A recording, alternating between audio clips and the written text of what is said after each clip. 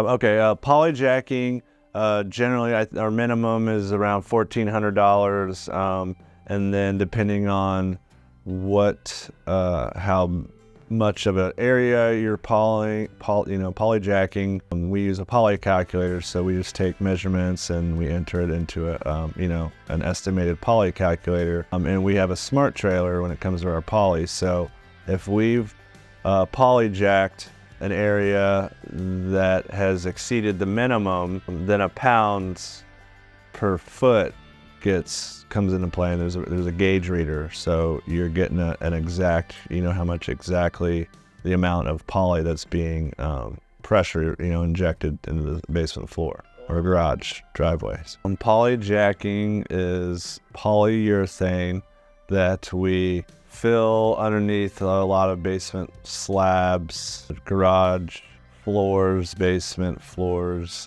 driveways, sidewalks, and whenever we recommend a poly, it's because that slab or that sidewalk of some sort is still in good shape. It essentially keeps you from having to break out and pour new. The polyjack helps keep the integrity of what's still there intact, for so many years. So the polyjacking process is depending on what sections of a driveway has settled, or if it's just a void fill. We determine how many inches it is settled, or how big the void is, what we can see. And then what we do is we drill 5/8 inch holes. They're about the size of your index finger.